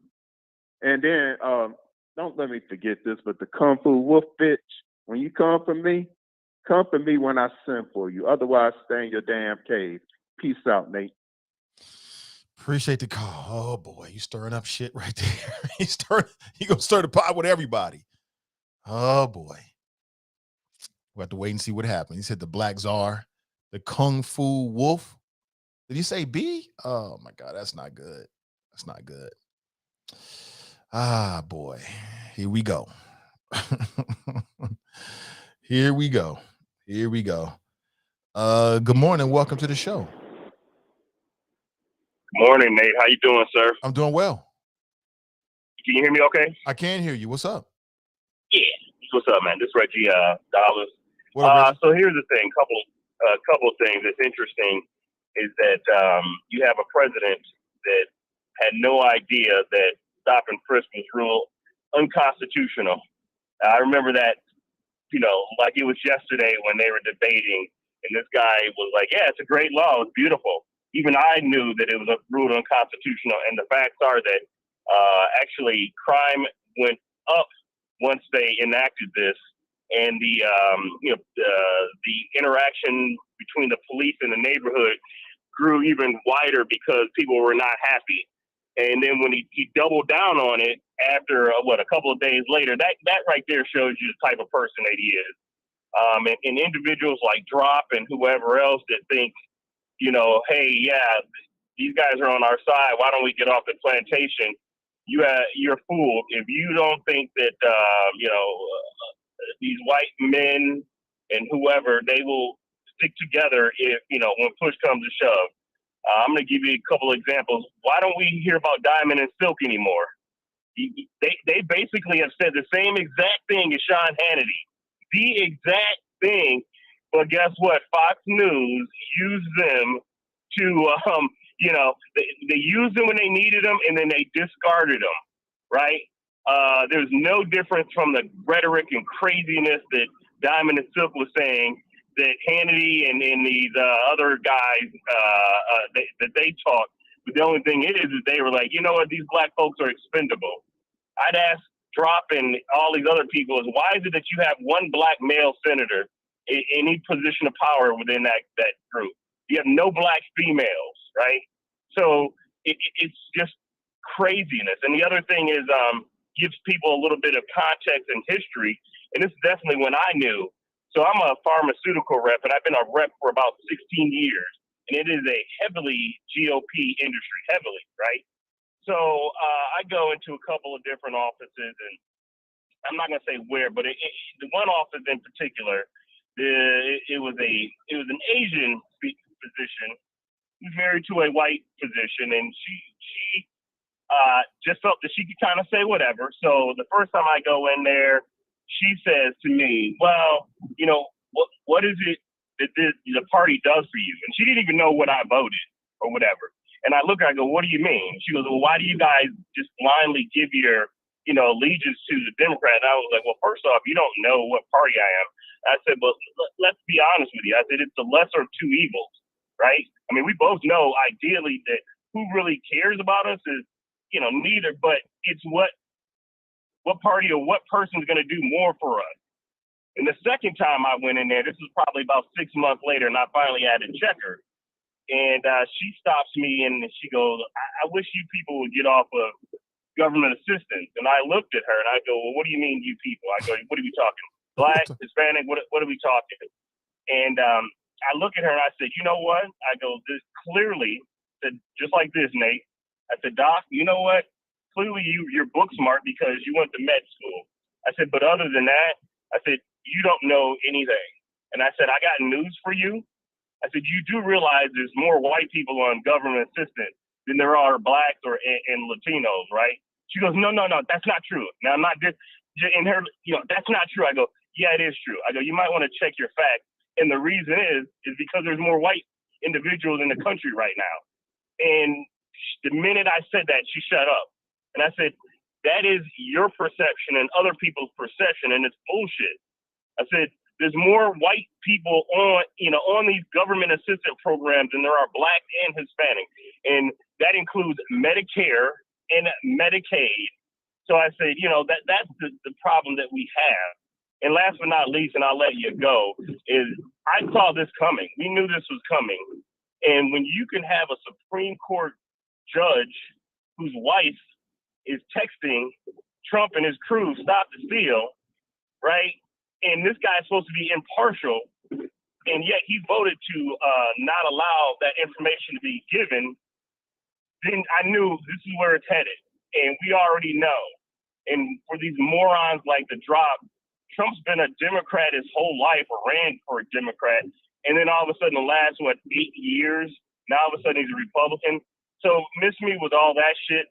But if this guy and his friends actually think that when push comes to shove, that they're going to be protected by the GOP, they are sadly mistaken. And I'm an African-American educated man that has been in the industry for more than 17 years, right? So we choose the lesser of two evils. That's what we've always had to do as Black folks, period, point blank. You have a choice, it's a lesser of two evils. Do you want your mom to whoop your ass or your dad to whoop your ass, or punishment or ass whooping? Lesser of two evils, and we've always had that, and it's a shame. But you know what? These people make the world go round, and they motivate me to stay on top of things and get out and vote and do the best we can. But we have to do a better job of looking out for each other. We have to. We do the work for them, Nate. Every single day, we cut each other down. And, but I got friends that in business people and doctors, and they have told me, you know what? Yeah, I'm cool with you, but if it's about self-preservation, they will stick together. Middle Eastern people do that. Jewish people do that. Indian folks do that. But we as Black folks, we need to unite, or else we're going to give them the keys and the tools to keep us divided and do what they want to do. I appreciate your voice, everything you got going on. And we need people like dropping this other guy to keep us woke, everybody. We need people like him, right? He's that mole or that spy or whatever that they planted, but he's disingenuous. And there's only a reason, like I said, there's no Black females in the Republican Party of power. And there's only one Black guy, and that's Scott, who's clueless. Thanks, my brother, and have a good day. Look forward to chatting with you again soon. All right, Reggie, take it easy, brother. Appreciate the calls. We had a call calling in. I'm running a one-line system right now, so call me back, 513-873-7134. I'll try to put you straight on. What else here? Some things you need to. So let me go over the primary today. So I've talked about some of the more sexier races, the big racers, some other key greater Cincinnati races. You got the 1st Congressional District Republican primary. That includes Warren County, parts of Hamilton County. You got the 2nd Congressional District Republican primary. That includes Claremont County and parts of southeastern Ohio. You got the 2nd Congressional District Democratic primary, again, Claremont County and southeastern Ohio. You got the 8th Congressional District Republican primary, which is parts of Hamilton County, Butler County, and other counties in western Ohio. I don't want you to be surprised when you get your ballot. Secretary of State, you got incumbent Frank LaRose is battling John Adams for the Republican on the Republican side of things. And they're going to face off in November against Democrat Josiah Clark, who, has tapped into the show from time to time. Sister. I think she is a board member out in Forest Park. If I'm wrong about that, please set me straight. But I anticipate talking with her real soon. We've already talked about it to have her come on the show. So look for that. That's right. You just talked about sisters. There's a sister running for Secretary of State. And we know how important that is. That's the top elections official in the state of Ohio. That office decides how our elections are going to be run. Hugely important. So keep your eyes on that. Hamilton County Clerk of Courts, you got Democrat Pavan Parikh. He was selected as a Hamilton County Clerk of Court after the current mayor, Avtab Purival, became the mayor. Remember, he stepped down, and then Pavan he was appointed by the Democrats. He's running unopposed, but he's either going to go against Steve Gooden, who was on city council. Remember, he was appointed to carry out the term of Jeff Pastor, who got caught up in some scandal, right? And also Parikh Rajagopal. I'm just mangled that last name, Parikh. Sorry about that. Those are both Republicans. So Steve Gooden and Parikh are going to go head to head. Whoever wins in that primary is going to go against Democrat Pavan Parikh. So I want to give you a heads up on what you can expect. I don't want you to be caught off guard, when you go into to vote today, if you haven't already voted. But let me go back to the phones. Good morning. Welcome to the show. Good morning. Can you hear me? I can hear you. Good morning. Who am I speaking with? What's up with it, good brother? This is Kevin Farmer. How you doing? Hey, what's up, Kevin? Doing well, man. And at the end, man, yesterday when it comes down to this Rosemary Baby situation, man, they, North Avondale is using a lot of racial phrases, or let's say discriminatory phrases, when it comes to not allowing them to utilize that not giving them the building, the 3864 on Reading Road. The Holloway House, the building that they claim that was technically was built historically, but it was never. I guess North Avondale dropped the ball when it comes down to literally getting the paperwork together to make it historical. So then next, you got people in the community, and it's pretty much one family in the community in North Avondale that's pretty much saying that the reason that they don't want them there because there's parking congestion issues. They consistently call this resource center a group home, and they say that there's not apparently clean air or a wish list. They use words like this type of phrase into this situation, and then it's crazy because I've seen politicians who's going in this primary on a Democratic and a Republican side. I just want to know, have they put their letters in when it comes down to Stacey Hoffman, when it comes down to the city, I guess that's the city planning commission that deals with zoning and things of that nature, and the city of Cincinnati on regards of supporting this project when it comes to 3864 Holloway House for Rosemary's Babies for teen parenting. Because I guess the stigma is with that they think teen parents are just like, I guess, like scum of the earth or criminals or something. Mm-hmm. So I'm like, I didn't understand what's been going on because it's like, I'm seeing a lot of politicians running. You got Chris Smitherman running against Stephanie Summerall Dumas, and I haven't, and I know Chris Smitherman lives in North Avondale, so I'm assuming, like, I don't know if he supports the project. I know that we have Amstad Purable who lives in North Avondale. I know that it's a lot of politicians, developers that live in North Avondale, and it's surprising that they have a business district that they're trying to get off the ground, and that they haven't once in the last 15 plus years with this home haven't literally pretty much, it's been vacant and blight. So it's like, I don't understand why that you have a business that's willing to help teen parents as a resource center to be able to be part of that community. And I'm just like, I wanted to voice that opinion today to you, Nathan, man, because at the end of the day, I know you got some information, and I know you be really busy with your things, and hopefully we can get a letter from you too. Oh, absolutely, Kevin. I'm glad you said that, man. I support Rosemary 100%. I mean, she's come on the show. I think it's a great idea for our community and also for Avondale. So I'm just that's disheartening. Who is this one family? You say there's one family in North Avondale that's making all the noise. Who are these people? Who are you talking about? Yeah, it's the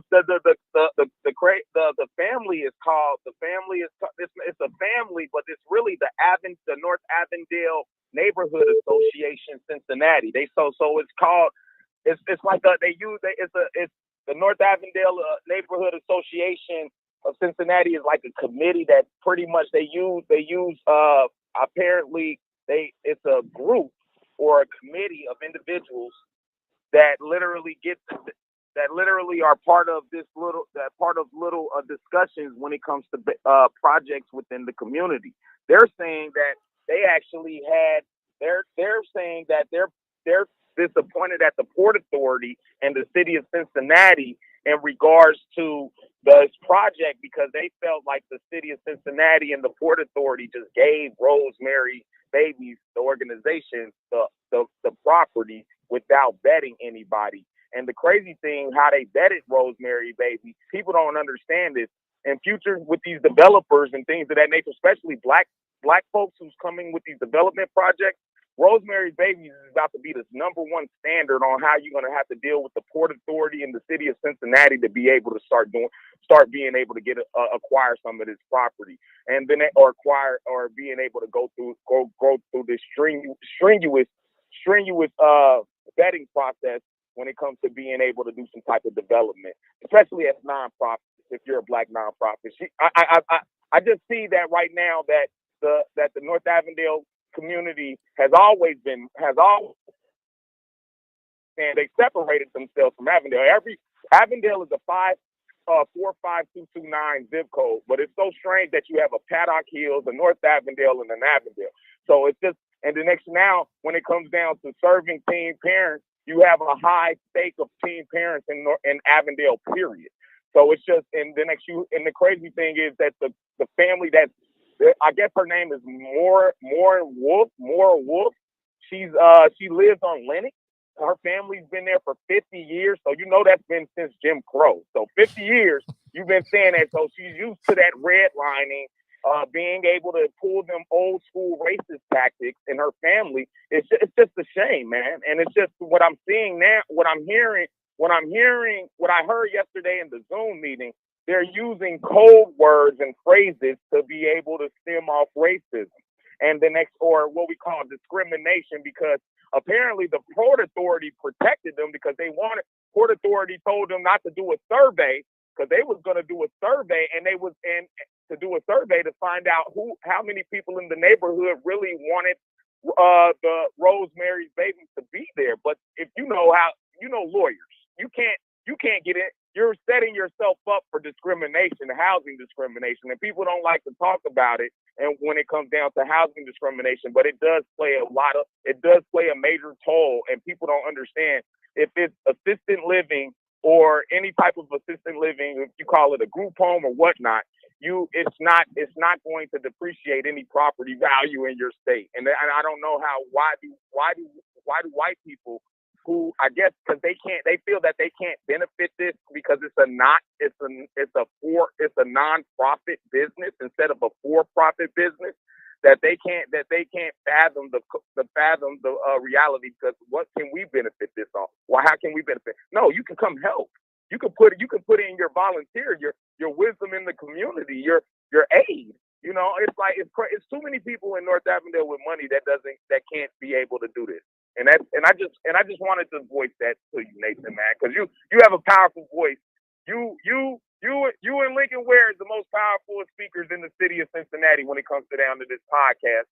And I'm looking like, man, y'all guys, I just wanted to vent this information out. I'm glad you did, Kevin. Thank you for the call, man. Don't be a stranger, bro. Thank you so much. Yeah. You have a blessed day, good brother. Keep up the great work. Yeah, that brother got heart. I love a black man with some intelligence and some heart. I love that. I appreciate that. So I'm hip to the games happening with Rosemary's Babies. I'm going to reach out to Rosemary today because it sounds like there was a Zoom meeting that I missed. And I've been reading some of that racially sort of subtle racist language. I've been seeing that. I know the port set her up with, like, I won't say it's impossible because nothing is impossible with G-O-D, and you get good people behind you can move mountains. But I just thought that from what I can remember, and I'm not telling you I have all the details right now, but from what I can remember, I thought that the deal that the port set up with her was like some really extreme shit. She had to come up with a big dollar amount, a lot of money in a short amount of time, but she's been doing her thing. So props to Rosemary. She came on. Matter of fact, we helped her promote it initially, when she was kicking things off, but she came on and she talked about it, and it sounds like a great idea. I mean, and I don't look down on people who say you get the teen mothers, and I don't think they're not scum of the earth to me. They're not undesirables. They're just people that need a little bit of help. And, why can't they do that in Avondale? So again, to me, what I thought was it was a property that was just sitting there for a long time that was underutilized. She wants to give it a purpose for something that'd be good for the community. What's the problem? At the same time, if you're a member of the community and somebody is bringing something new to the community, you got every right to voice your opinion because you live there. I get that. But I'm going to reach out to Rosemary and see if she'll come back on and give us an update. And you know what's funny, Kevin, man, is I'd already been thinking about it because I keep seeing things come up on my timeline from her. And I just wanted to reach back out to her anyway just to get an update here with the audience. So having gotten that call from you, it just reinforces my thoughts. I'm like, yeah, let me reach out to her so she can give us, there might be a way that we can help. What can the community do help with the project? I'm not saying I have all the details because I do not. It sounds like that brother's got way more details than I do. But I just thought it was a good idea. I didn't see no problems with it. But again, I don't live in Avondale. Would I feel differently if I was right next door to it? I might, if I'm being real with you, but I don't. So, my opinion is what it is. But let's go back to the phones. Good morning. Welcome to the show. Is this a talk show host? Yes, it is. Hey, how you doing? Fame. What up, brother? Yeah, Fame Rothstein. How you been? I'm doing well, brother. It's been a minute, man. I ain't heard from you at all. On the air or off the air. You all right? Because I had some Yeah, I had an issue. Okay, I Right. don't want to talk about it. Yeah, absolutely. Well, yes, I do. Hell, I got my spleen blowed up. But listen, You got your what? Spleen. You got it removed? Yeah, there was an issue going on. Okay. You healthy though? You all right? I'm healthy. You know what I'm saying? I just found out last week I can still run a sub 540. I can still run the 40 in under 5 seconds. Not very much under 5 seconds, but I still did it. I felt great. Is that a big accomplishment? A sub 540? I mean, trust me, your fastest high school athlete, you're not gonna get out of bed and run a under 540. Really? Most dudes, those 4.5, 4.4 dudes, they're special. Okay. The average, I guarantee you, the average person in this chop shop, 35 to 25, is going to run a 40, 5.2 seconds or higher. Okay, you might be right about or that. longer. Okay. But yeah, I heard did this man actually call this show and call me a bitch? I think he did, brother. So I'm mad at you for that. Why are you mad at me? Hold on, because when you was on commercial radio, who was your biggest follower, fan on Twitter, pumping up the Nathan Ivey Show? And then when you come over to the podcast, who's your biggest fan pumping up the Nathan Ivey Show? Not just doing the goofy shit. I'm booking the interviews for you on Twitter. And this the motherfucking thanks I get from this dick-sucking piddle biter? Oh, my gosh. Here you go. He started it. Really I consider myself a man of faith. Did he really start integrity, and character? And there's a drive to left by Castellano. But listen, did you catch that? Did you catch that? I think I did. Oh, okay. But listen. I didn't appreciate that. We can cook all the jokes we want. Like I, just told somebody that the other day. Like, bro, don't be calling me that. Them was fighting words. We can cook all the jokes we want, but you calling me that. Now I gotta see you. It's not that serious, brother. Let's keep it on the radio. It is that serious. Let's keep it on the radio. That serious. It's not that serious. That brother is not your enemy, and you're not his enemy either. Yes, he is. Yes, he is, because he's an enemy to black people. He's an enemy to black people because he's a grown 50-year-old man and calls himself Miss Peaches. Who? He's a grown 50-year-old man who calls himself Miss Peaches. Miss Peaches. Is that not what he said was his nickname a week ago? It was something about Peach, but he's in Atlanta, so that's where the reference came from. No, Can I say something before you go off? No grown man references Peaches. Can I make a point before you go off? Because I can tell you about to go off. Can I just make a quick point, brother? I'm not gonna go off, but go ahead. Okay, number one, that black man is not your enemy, and you're not his enemy. I disagree. He's not your enemy. We have a different enemy. That is not your enemy. But what I will say, if I'm going to be fair, I thought that Daryl's comment was out there. And the reason why I didn't, because you know me, I have no problem saying nothing to nobody. But the reason why I didn't go there, brother, is because if I'm being fair, you started this. If I'm being fair, you started this thing. You started this thing with your language and questioning his sexuality, going on and on and on. I thought that you went over the top too many times. And I think I've never questioned his sexuality because there's no question about it, because he tells us what he is. I'm just saying, the way I look at it, because you was like, I did something wrong because I didn't defend you. The way I looked at it is, I thought that you started this with your comments over the last year. Quite honestly, that's what I thought. He's been on my deals. He's been on the Bozak for over the last year, and you know that. But I digress. I don't know that, sir. But I digress. Listen, I don't know what y'all tripping on about the Supreme Court and stare decisis. They've been saying this for 10, 12 years that they were going to try to reverse Roe versus Wade. I'm telling you, all this is in the same book. The Nine. It's called The Nine. It's by Jeffrey Toobin. He was talking about this back in 2009 about how the Supreme Court was going to do this at some point. Oh, they've been talking about Don't this know what since everybody's tripping on. before that, man. I read about this in conservative journals in college back in the mid-90s. This has been a plan for 3 decades. This has been the plan. Right. So what everybody's tripping on, I don't get it. I mean, it's just, maybe these people, they realize that some people are out here using abortion for contraception, and they're tired of it. But why are you tired about what somebody else is doing with their body and their life and their relationship with their God? Because it's an affront to any real God. Any God that is noted in the protected religions of the United States, killing children for your own benefit. You're an asshole. And some of you women out there listening are on team abortion and have been on it several times. Don't say you haven't, because you know you have. You're an affront to God, just like man-on-man sex would be.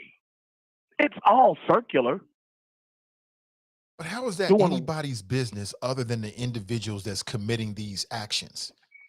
You know what I'm saying? That's their business. Okay, well, tell that to the people of Mount Auburn that have protests in their damn community daily. Yeah, I don't like it. From Planned Parenthood. Tell that to them. Tell that to Margaret Sanger who came up with this abortion. Even though the Supreme Court ain't doing it because it was really, made to slow down the black population and whatnot. But still, there ain't no damn Planned Parenthoods in Mason. I'm not sure what they're your not point in any affluent communities because abortion, black people falling into that. You should be against abortion as a black. I keep telling you, black folks are more conservative than we realize. Just don't like the term conservative because it denotes a certain whiteness. True that. Black people are very conservative. Some black people are. Yeah, it's true. Yeah, the other ones are usually, these leftist extremists that are hurting the community. The ones that aren't, everybody black want to get married, have kids with, all that conservative stuff. We just don't like the term conservative. There's nothing wrong with abortion. Or there's nothing wrong with being against it, rather. There's nothing wrong with it at all. That's your viewpoint. That's your viewpoint. Right. And I'm with the Supreme Court. I don't care what I don't care if it's 6'3" liberal, 6'3" conservative. Yeah, get rid of that bullshit. Get rid of it. They need to stop that. You understand? So, but that's all I got. I was, like I said, I was minding my black ass business, because I got other stuff going on right now. And I got this guy calling me B words. I had a conversation in the Twitter DMs with another guy. I said, brother, just don't do that. We can joke and wreck all day, but don't be calling me that. Right. That's a bridge too far. I get it. Ain't no man going for that anywhere in the world. I get it. Ain't no man going for that. I don't think it's funny at all. I was sitting there pissed. Like, okay, dude, lucky he's in Atlanta. We would have to see each other. It's not that serious. That man is not your enemy. He is not your enemy. Maybe not. It might not be that serious to you. I have children watching. I personally, helped your fan base get bigger. I have children, family members watching, and I'm not about to have a pillow biter call me names, especially like that. I'm sorry, bro. I'm sorry. I can't deal with that. Why don't you just radio jump them and leave it like that? No, I don't want to. No. Just radio jump. This is more of a physical jumping where we catch hate crime charges. It's not where that we serious. catch hate crime charges for it. It's not that Dude, serious. Stop. Do not call me another B in your goddamn life.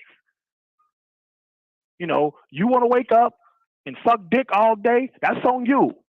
But don't be calling me no B. I don't know you. I'm not cool with you. I've told you a million times. We are not cool. I've been telling you that a million times over the last year. We ain't friends, bruh. Watch your rhetoric. You got bigger fish You to know, fry, man. You out here doing things. You ain't got time for that. You ain't got time for I that, got fam. bigger fish to fry. I'm sitting here looking at the remnants of my spleen, and I got to sit here and get called that by this punk. But it's cool though, Miss Peaches. You know, I'm gonna give you a pass one time. It happens again, I'm raiding to Atlanta, and I know where to find you. Hey Nathan, it's been real. I had fun. We'll talk again someday, B. All right, Be man. well. Take it easy. Hope you and your spleen are okay, man. But you created that, bro. I just told you, you've been going hard at him for longest. I keep telling you, man, why you talking to this man like this? This is rhetorical. We have we got bigger fish to fry, and we have real enemies to our community in our our hopes to live that African American dream. We got those are the real enemies. This is just radio. So just radio jump them like you do me from time to time, and just leave it like that, bro. But I understand what you're saying. I can't tell another man not to be offended. That's on you. You know what I'm saying? I already get it. I know what the code is. I, as a man too, I get it. I get it. So I can't tell you when to be offended, not to be offended. I'm just telling you, big brother Nate is telling you, chill on that. Chill on that, right? Oh my God. Why are you making my job so damn hard, Fame? It's supposed to be easy peasy, lemon squeezy. Oh my gosh. Before we roll out of here, because we're after 10 a.m. this morning, and I want you to get on with the rest of your day. I want to remind you, there's a link in today's description where you can purchase tickets and get more details. Mother's Day, all you can eat Southern Swank. It'll be at the Above and Beyond Planning Event Center. That's at 18 Triangle Park Drive out in Sharonville. $50 to register. You can register via Facebook. They have an event page up as well. You can check out the links. You can also go to Wing Champs. You can purchase your tickets there as well. Mother's Day should be an experience and provide a unique experience for your mother or the mother in your life this Mother's Day, right? Hosted by Liz Rogers, Executive Chef. And Chef, it should be a really good time. And I'm not going to go through the entire details of what they're offering. Just hit the link and you can check it out for yourself. They got you covered. They got you fully covered. All you got to do is get moms there, the mother in your life. Maybe it's a stepmother. Button up stepmom is always a good look. Maybe it's the woman that blessed you with a child. Or maybe it's somebody connected with you, close to you, family member or close personal friend. You want to say, I appreciate you. I appreciate you. And again, this is the first Mother's Day in which I'll be celebrating Mother's Day without my mother who passed away earlier this year. And I'm just here to tell you, man, don't take anything for granted. Don't take these moments, these opportunities for granted because they are not promised. A link is in the description. You can check it out for yourself. Well, that's our time, friends. Thank you for being here. And I'll leave you with our motto. Let's say it together. Winners focus on winning and losers focus on winners. So stay focused and stay winning. And we'll talk real soon. Until next time, I'm Nate Ivey and I'm out.